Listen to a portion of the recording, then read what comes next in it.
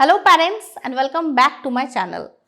आज हम बात करेंगे बेबीज की कॉलिक पेन की क्या क्या होम रेमेडीज है इस बारे में। बेबी को जब कॉलिक पेन होता है तब हम क्या क्या होम रेमेडीज अपना सकते हैं जिससे कि बेबी को थोड़ा बहुत राहत मिल जाए उसकी कॉलिक पेन से। पिछले 2 वीडियोस में हम लोग कॉलिक के ऊपर बात कर रहे हैं। पहले वीडियो में हमने ये बात किया था कि कॉलिक की क्या क्या साइन हो सकता है, आपको कैसे पता चलेगा कि बेबी कॉलिक की वजह से रो रहा है या नॉर्मल किसी चीज़ की वजह से रो रहा है। फिर सेकंड वीडियो में हमने ये डिस्कस किया था कि कॉलिक की क्या क्या पॉसिबल रीज़न हो सकता है। ये हमारे लिए जान लेना बहुत ज़रूरी है और ये जानने के लिए आप ये 2 वीडियोस ज़रूर देखो। इन दोनों वीडियोस का लिंक आपको नीचे डिस्क्रिप्शन बॉक्स में मिल जाएगा या ऊपर आई बटन में क्लिक करके भी आप ये 2 वीडियो देख सकते हो। ये दोनों वीडियो बहुत इंफॉर्मेटिव है, हमारे लिए जान लेना बहुत ज़रूरी है कि कॉलिक की वजह से क्या क्या बेबी को हो सकता है या बेबी कॉलिक की वजह से रो रहा है या कोई और प्रॉब्लम हो रहा है। ये भी हमारे लिए जान लेना ज़रूरी है और उसके लिए ये 2 वीडियो देखना भी हमारे लिए बहुत ज़रूरी है। आज इस वीडियो में हम लोग बात करेंगे कि अगर बेबी को कॉलिक पेन हो रहा है तो हम क्या क्या होम रेमेडीज अपना सकते हैं बेबी के लिए। तो चलिए शुरू करते हैं।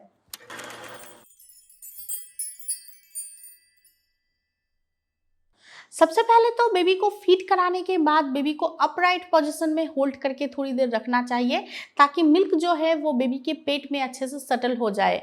और बेबी को हर फीड के बाद बर्प करवाना बहुत ज़रूरी है। अगर हम बेबी को बर्प करवाएंगे हर फीड के बाद तो बेबी को कॉलिक जैसी प्रॉब्लम बहुत कम होगा, क्योंकि बेबीज जब फीड करते हैं तब बेबी के पेट में एक्स्ट्रा एयर चला जाता है जो बाहर निकालना बहुत इंपॉर्टेंट है, क्योंकि अगर वो पेट के अंदर रह गया वो एक्स्ट्रा एयर तो बेबी को कॉलिक पेन हो सकता है। इसलिए बेबी को हर फीड के बाद और फीड के बीच बीच में भी बर्प करवाना बहुत इंपॉर्टेंट है ताकि बेबी को कॉलिक पेन जैसी प्रॉब्लम से थोड़ा बहुत राहत मिल जाए या कॉलिक पेन बहुत कम हो जाता है अगर आप बेबी को बर्प करवाओगे फीड के बाद तो। Secondly, massage your baby. Massage करने से बेबी बहुत रिलैक्स होते हैं। मसाज देने से बेबी को कॉन्स्टिपेशन, कॉलिक या गैस जैसी कई सारी प्रॉब्लम से राहत मिल जाती है। मसाज की ऐसे ही बहुत सारे बेनिफिट है। बेबी को मसाज देने की क्या क्या बेनिफिट है वो जानने के लिए आप ये वीडियो देख सकते हो। इस वीडियो में मैंने डिटेल में डिस्कस किया है कि बेबी को मसाज देने से क्या क्या बेनिफिट मिलता है, तो ये वीडियो आप ज़रूर देखो। बेबी को मसाज देना मतलब बेबी को सिर्फ ऑयल लगाना नहीं होता है। बेबी को step by step properly massage करने पर ही उसकी सारी बेनिफिट मिलता है। अगर हम सही तरीके से स्टेप बाय स्टेप बेबी को मसाज करेंगे तो बेबी को कॉलिक पेन जैसी प्रॉब्लम से भी छुटकारा मिल सकता है। बेबी को बेली मसाज अच्छे से देने से कॉलिक पेन बहुत कम हो जाता है। बेबी को अगर साइकिलिंग हम लोग एक्सरसाइज कराएंगे तो कॉलिक पेन जैसी प्रॉब्लम बहुत कम हो जाता है। बेबी को कैसे मसाज दिया जाता है, साइकिलिंग एक्सरसाइज बेबी को कैसे कराया जाता है, वो सब जानने के लिए आप ये वीडियो देख सकते हो। इस वीडियो में मैंने अपनी बेटी को मसाज करके दिखाया है कि कैसे मैं स्टेप बाय स्टेप मसाज किया जाता है, कैसे बेली मसाज किया जाता है, कैसे साइकिलिंग एक्सरसाइज करवाया जाता है बेबी को। ये वीडियो आप ज़रूर देखो, इस वीडियो से आपको बहुत हेल्प मिल जाएगा और कॉलिक पेन जैसी जो प्रॉब्लम है वो बहुत हद तक कम हो जाएगा बेबी को इस तरह से मसाज देने से। नेक्स्ट, हींग। ये गैस और फ्लैटुलेंस को रिलीफ करने में बहुत हेल्प करता है। हींग बहुत पॉपुलर और पुराना तरीका है बेबीज़ की कॉलिक पेन को रिलीफ करने में, ये यूज़ किया जाता है। बस चुटकी भर हींग आपको लेना है, 1 टेबलस्पून पानी में मिलाना है और गर्म करके बेबी के नेवल एरिया के आसपास लगा देना है।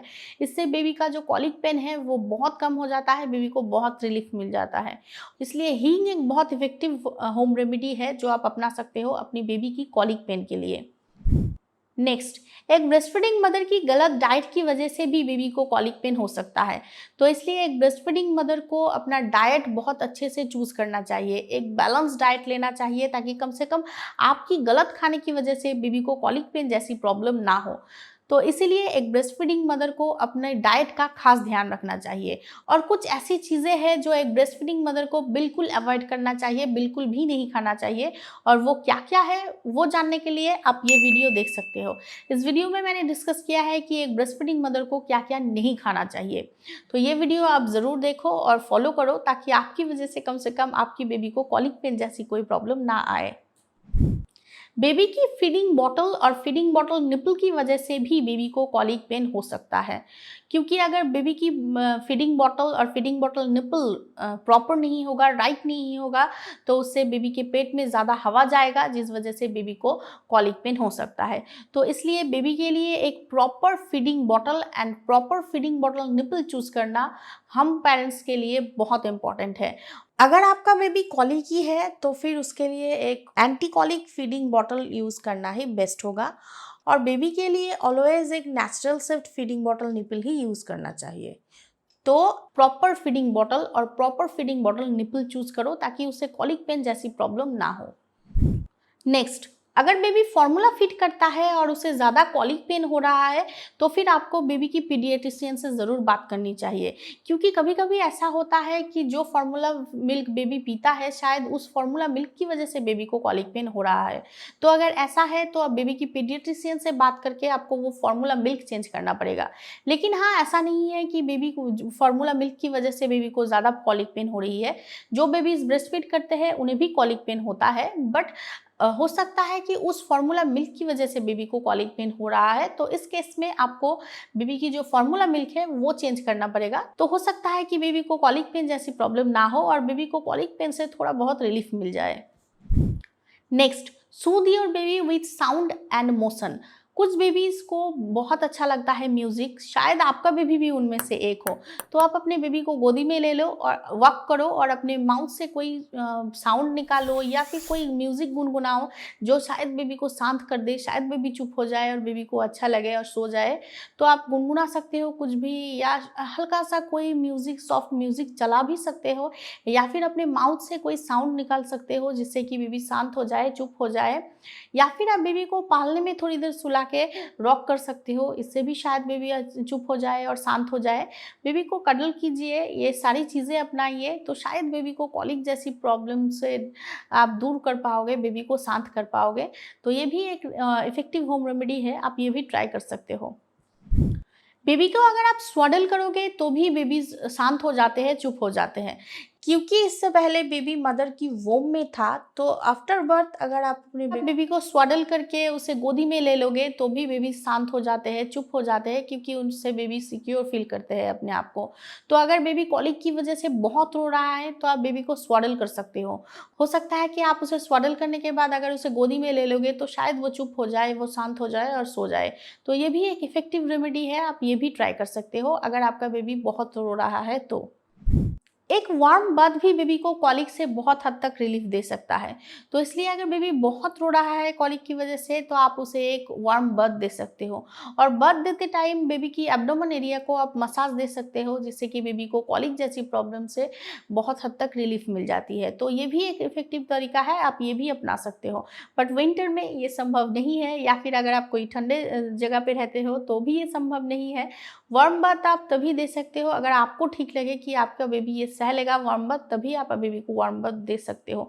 वरना अगर बहुत ठंडे है, आप किसी ठंडी जगह पे रहते हो या बेबी रात को बहुत ज़्यादा रोए जा रहे हैं, तो आप शायद उसे वार्म बाथ नहीं दे पाओगे। बट अगर हो सके तो आप बेबी को वार्म बाथ दे दो, इससे भी बेबीज को कॉलिक पेन से बहुत हद तक रिलीफ मिल जाती है।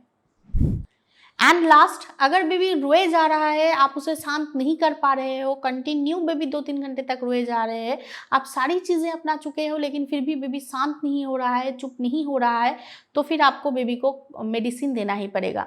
बेबी की पीडियाट्रिशियन ने उसे कॉलिक के लिए जो ड्रॉप दिया है, जो मेडिसिन दिया है, आपको वो देना पड़ेगा बेबी को, और जितना ड्रॉप बोला है उतना ही देना पड़ेगा बेबी को ऑफकोर्स। तो आप मेडिसिन दे सकते हो बेबी को, अगर बेबी को आप शांत ना कर पाओ तो। मम्मम के पीडियाट्रिशियन ने मम्मम को कॉलिक के लिए दिया था कॉलिकेट ड्रॉप जो होता है वो मम्मम के पीडियाट्रिशियन ने प्रिस्क्राइब किया था उसके लिए। तो अगर किसी दिन ऐसा हुआ कि मैं उसको शांत नहीं कर पा रही हूँ तो मैं उसको वो मेडिसिन देती थी।